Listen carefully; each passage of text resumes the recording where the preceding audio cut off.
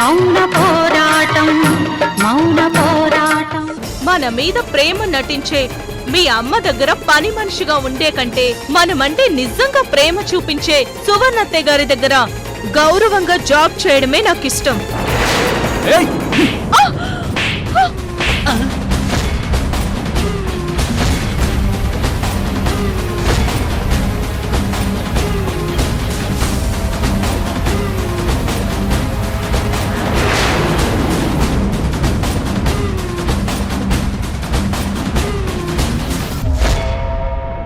నన్నే కొడతావా?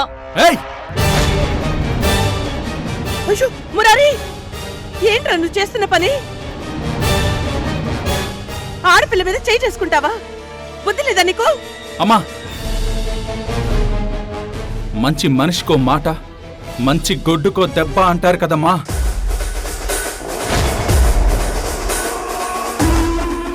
మాట వినని మనిషిని, ఆలోచన లేని మనిషిని ఇలాగే దారిలోకి తీసుకురావాలి.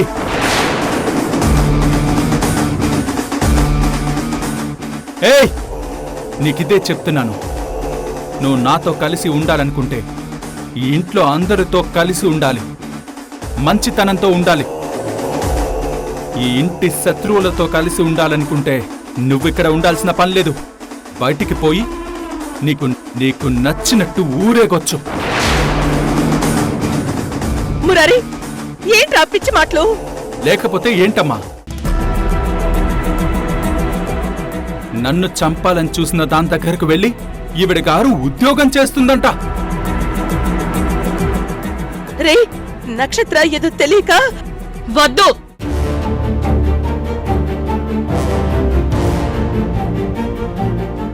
నువ్వు నా మీద జాలి నటించొద్దు.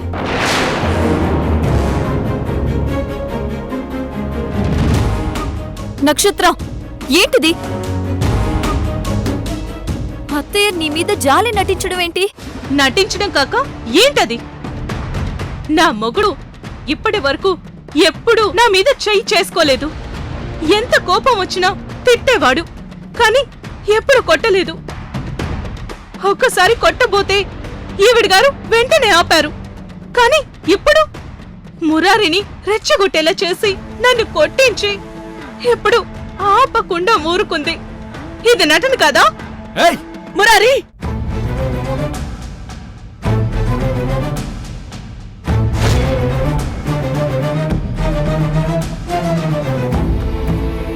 మురారి ఆగు. నువ్వు మళ్ళీ నక్షత్రాన్ని కొడితే తను అన్న మాటని నిజం చేసిన వాడు అవుతావు. కొట్టొద్దు ప్లీజ్.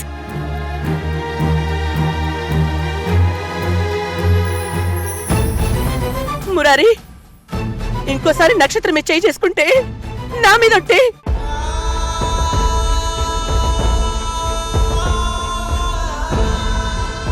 అమ్మా, ఏంటమ్మా?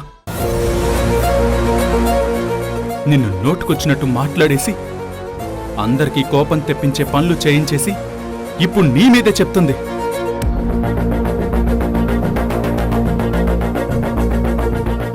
నువ్వేమో కొట్టొద్దని ఒట్టేయించుకుంటున్నావు. చెప్పనీరా, నక్షత్రం ఎవరినంటుంది? నన్నే కదా. ఎప్పుడైనా మనసుకి దగ్గరగా ఉన్న వాళ్ళనే మొహం మీదే తిడతారు. తను నన్నేమన్నా నాకేం బాధ లేదురా. నువ్వు తన మీద చేయి చేసుకోవటమే చాలా బాధగా ఉంది.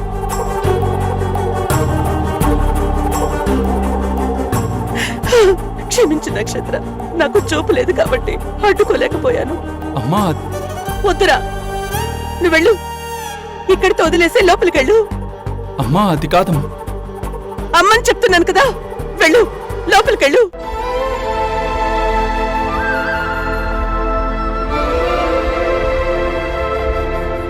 నక్షత్ర, వాడేదో కోపంలో. దీన్నే బిడ్డని గిల్లి జోలపాడ్డం అంటారు. నీకు నన్ను కొట్టాలనుంది, నీ కొడుకుతో కొట్టించావు. అంతా చేంజ్ చేసి ఇప్పుడు నా మీద ప్రేమ ఉన్నట్టు మాట్లాడితే నమ్మేసేంత పిచ్చిదాన్ని కాదు.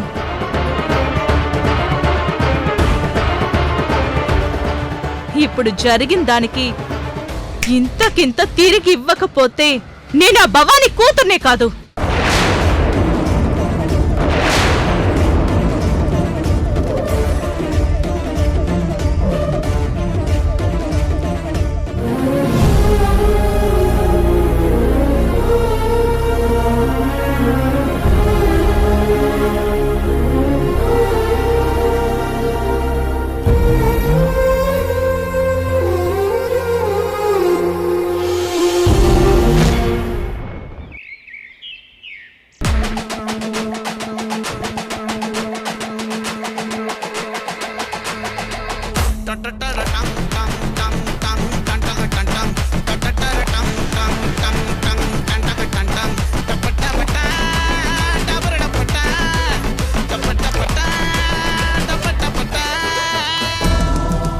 ఏ సత్తే, నేను టీవీ చూస్తుంటే ఆపేసావేంటి?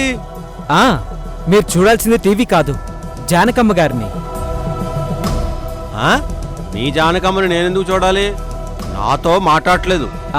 చూడకండి, అమ్మగారు ఏం చేసినా చూడకండి. ఏం చేసింది? భోజనం మానేశారు, ఇంకసలేమీ తినరంట. ఆవిడ్ని తినమని అడగద్దంటున్నారు. ఆవిడకి భోజనం వద్దంటున్నారు. అబ్బా, నేను వెళ్తే కోప్పడిపోతున్నారు. గదిలోంచి అసలు బయటికి రానంటున్నారు. ఓ పంచే సత్తి, నువ్వు భోజనం పెట్టివ్వు, నేను జానకి తినిపిస్తాను. సరే అయ్యగారు.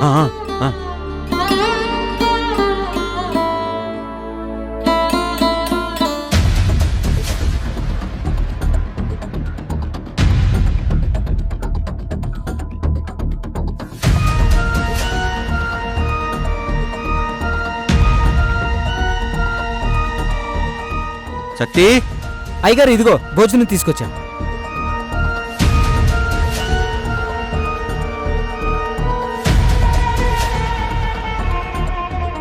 జానకి, ఏంటి జానకి నువ్వు భోంచేయనని చెప్పావంట?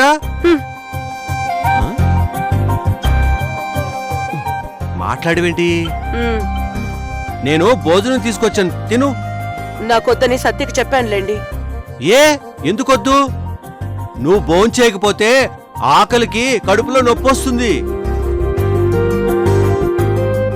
ఏ వచ్చినా నేను తిన్ను. తిండి మానేసి చచ్చిపోతాను కానీ తిననంటే తినను. అయ్యో, ఏంటి ఏడుస్తున్నారా?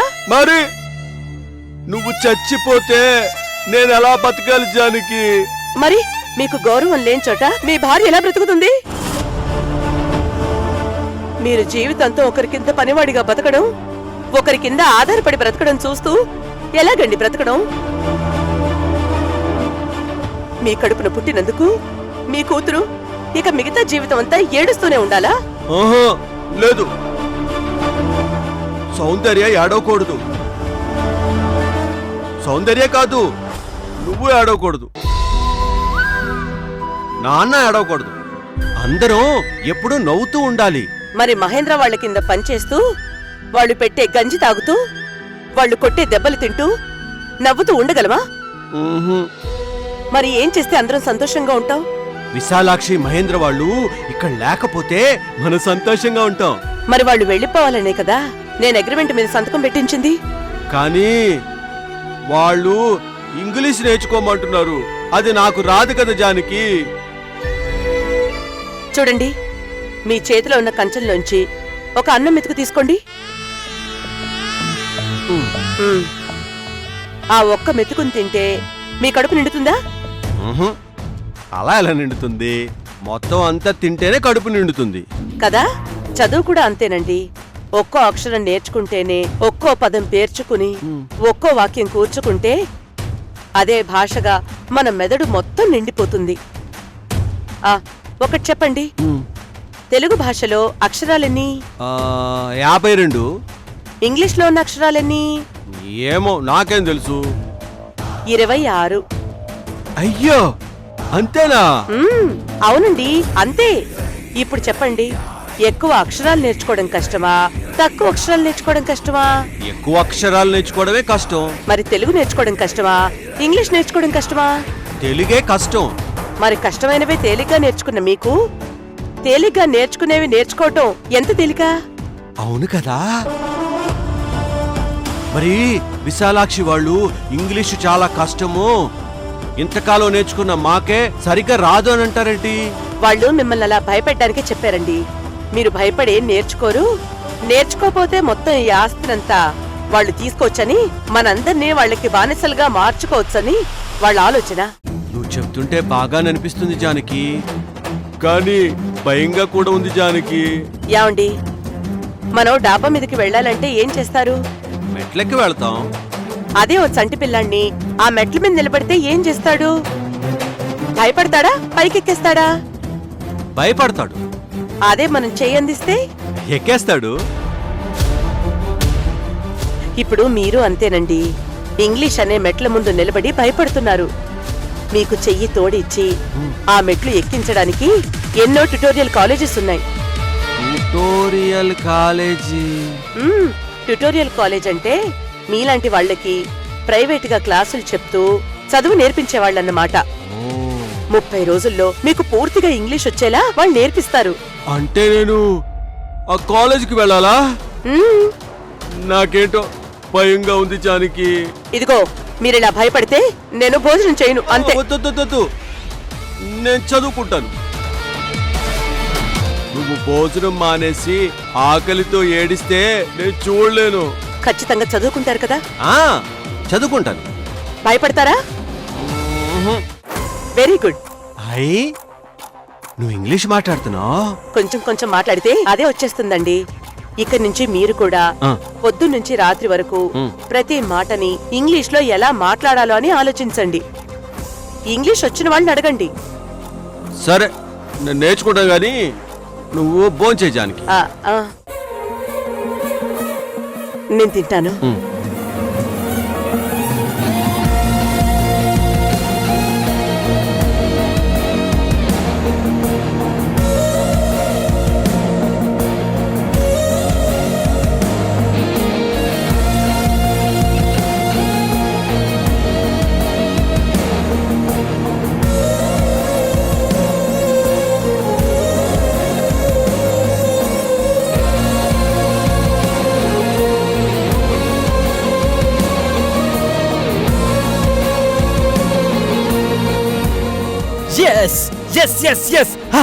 అయ్యగారు చదువుకుంటారు, అమ్మగారు ఒప్పించారు. ఎస్, అయ్యగారు చదువుకుంటారు, అమ్మగారు ఒప్పించారు. అయ్యగారు చదువుకుంటారు గోదావరి, అయ్యగారు చదువుకుంటారు, అమ్మగారు ఒప్పించారు. ఏంటి, అయ్యగారు ఒప్పుకున్నారా? అవును గోదావరి, అవును, ఒప్పుకున్నారు. అంటే అయ్యగారు ఒప్పేసుకున్నారంటే ఇంక చదివేస్తారు, ఆఫీస్కి వెళ్ళిపోతారు. ఆ తరువాత ఈ ఇంట్లో ఉండే ఆ దుర్మార్గులు ఇల్లు వదిలేసి వెళ్ళిపోతారు. ఆహా, ఎంత మంచి శుభవార్త చెప్పావు సతీ.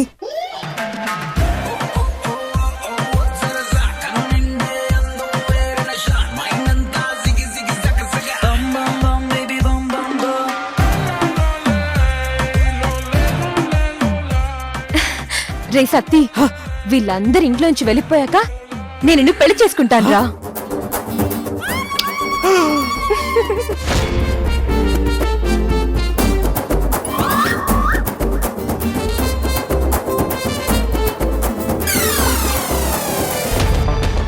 స్వాతి మధ్య చదువుకుంటున్నాడా? కరెక్టే కదా. అంటే మమ్మీతో ఛాలెంజ్ గెలవటానికి జానకి ఇదంతా చేస్తుందా? ఈ విషయం వెంటనే మమ్మీకి చెప్పాలి.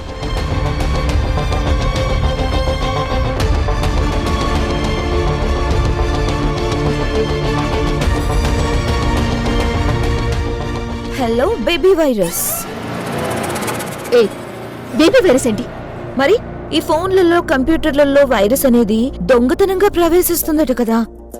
అదొచ్చి వచ్చి మొత్తం ఫోన్లని కంప్యూటర్లని కతలావితలం చేసి వాటిల్లో ఉండేదంతా మింగేసి కంప్యూటర్లని నాశనం చేస్తుందంట కదా. మరి అచ్చంగా అలాగే దొంగతనంగా మా జీవితాల్లోకొచ్చి మా ఆస్తులన్నీ లాక్కొని మా జీవితాల్ని నాశనం చేయాలని చూస్తున్నారు కదా. మరి మీ అమ్మ, మీ నాన్న, నువ్వు వైరస్లే కదా. ఏ పిచ్చి పిచ్చిగా బాగావు అంటే ఏం చేయలేవు. మీ కాలం మారింది, ఇది మా కాలం. ఇప్పుడు కూడా సత్తి గోదావరి మాట్లాడుకుంటుంటే దొంగతనంగా వెనక చేరి వాళ్ళ మాటలన్నీ వినేసి టెన్షన్ పడుతూ వెళ్ళి మీ అమ్మకి చేరవేయాలని వెళ్తున్నావు కదా. మరి ఇది వైరస్లు చేసే పనే కదా. అవును, నేను బేబీ వైరస్ని, మా ఫ్యామిలీ మొత్తం వైరస్ని. మీ జీవితాన్ని నాశనం చేయటమే మా టార్గెట్. అయితే ఏంటి? నువ్వు ఒక విషయం మర్చిపోతున్నావు బేబీ వైరస్. కంప్యూటర్లలో వైరస్ రాగానే వెంటనే దానికి విరుగుడుగా యాంటీవైరస్లు కనిపెడతారంట. ఈ గుడ్ వైరస్లు ఈ చెడు వైరస్లని తినేస్తాయంట. ఇప్పుడు కూడా అదే జరుగుతోంది. మీరు చేసే చెడుకి మా అమ్మ విరుగుడు కనిపెట్టింది. అది మా నాన్న చదువు. ఏ అసలు నీకు ఈ వైరస్లు యాంటీవైరస్ల గురించి ఎలా తెలిసిందే? అరే బుర్ర తక్కువ రుద్రా, మా నాన్నతో పాటు నేను చదువుకుంటున్నానని మర్చిపోతున్నావు.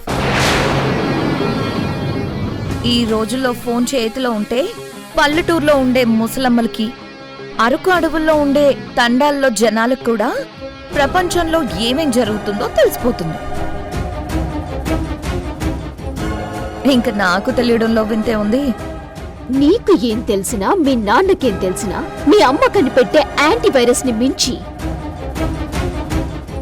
మా అమ్మ ఇంకా స్ట్రాంగ్ డోస్ ఇస్తుంది. మా అమ్మ మీ అమ్మతో చేసిన ఛాలెంజ్ సరదాగానో మిమ్మల్ని బెదిరించడానికో చేయలేదు.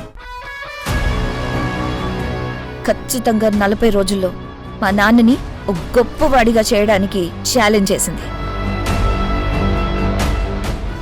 మా నాన్న బాగా చదువుకుంటాడు, అన్నీ నేర్చుకుంటాడు, కోటు బూటు వేసుకుని ఆఫీస్కి వెళ్తాడు.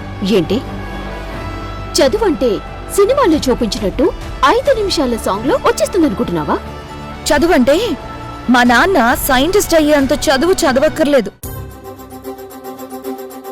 ఏ సైంటిస్ట్ ఏం కనిపెట్టాడో తెలుసుకునేంత చదువుకుంటే చాలు. పట్టుదలున్న మనిషికి ఆ మాత్రం చదువు అంత కష్టమేం కాదు. కలలు కనద్దు కనమన్నారు. మన అబ్దుల్ కలాం గారు పెద్ద పెద్ద కలలు కనమని పిల్లలకి చెప్తున్న వీడియో ఒకటి మొన్నే చూశాను. తప్పులేదు వైరస్. ఏ మనిషి అయినా ఎంత పెద్ద కలైనా కనొచ్చు. మా తాతయ్య ఎంత పట్టుపట్టినా నన్ను 7వ తరగతి తర్వాత చదువుకోనివ్వకుండా చేశారు మీరు. కానీ ఇప్పుడు ఆ కనకదుర్గమ్మ దయ వల్ల మా అమ్మలో ధైర్యం వచ్చింది. అందుకే మా జీవితాల్లోకి వెలుగు రావడం మొదలుపెట్టింది. మా నాన్న చదువుకోబోతున్నాడు, నేను ఆల్రెడీ మొదలు పెట్టేశాను. ఇంక మీరు ఎంత చేసినా మాకు జరిగే మంచిని ఆపలేరు.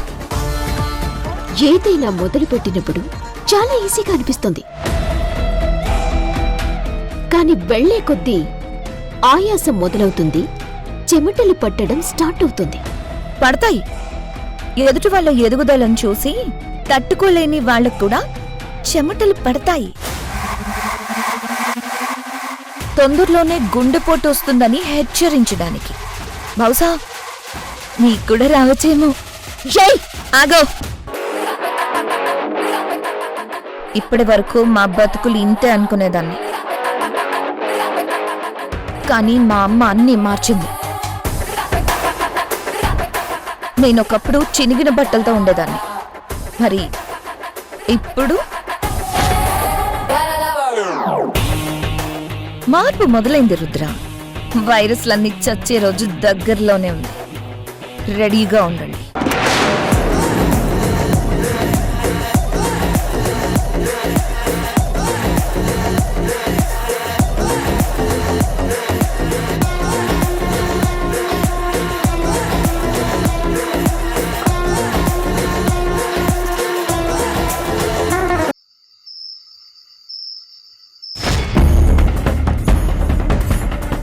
వద్దు, నువ్వు నా మీద జాలి నటించొద్దు. నీకు నన్ను కొట్టాలనుంది. నీ కొడుకుతో కొట్టించావు. ఇప్పుడు జరిగిన దానికి ఇంతకింత తిరిగి ఇవ్వకపోతే నేను ఆ భవాని కూతుర్నే కాదు. అత్తయ్య, ఆ, సాయంత్రం నుంచి ఒకలా అయిపోయావేంటి? ఏం లేదు, నక్షత్ర గురించి ఆలోచిస్తున్నాను. తన గురించి ఆలోచించడం అనవసరం అత్తయ్య. తనంతే. తనన్న మాటలు నాకు చాలా బాధ కలిగించాయి. తనని నేను కావాలని కొట్టించానని చెప్తోంది. వాళ్ళిద్దరూ మాట మాట అనుకుంటున్నారనుకున్నానే గాని మురారి తన మీద చేయి చేసుకుంటాడనుకోలేదు. ఇక్కడ దుర్గి గనక ఉండుంటే మురారి కొడుతున్నప్పుడు వెంటనే ఆపేది. కానీ నేనెలా ఆపగలను? మురారి చెయ్యెత్తడమే చూడలేకపోతే ఇంకెలా ఆపగలను? అసలు నక్షత్రం మీద నాకెందుకు కోపం ఉంటుంది? తనెందుకలా మాట్లాడుతుందవంతే? ఎప్పుడూ దుర్గత్తయ్య మీద కోపంతో ఇలాగే మాట్లాడుతూ ఉంటుంది.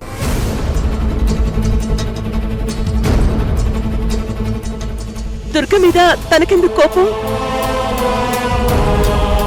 అంత కోపం ఉన్న మనిషి ఈ ఇంటి కోడలుగా ఎందుకు రావడం? కోడలుగా వచ్చిన మనిషి ఈ ఇంటికి శత్రువైన సువర్ణని అత్తయ్యాని ఎందుకు పిలవడం?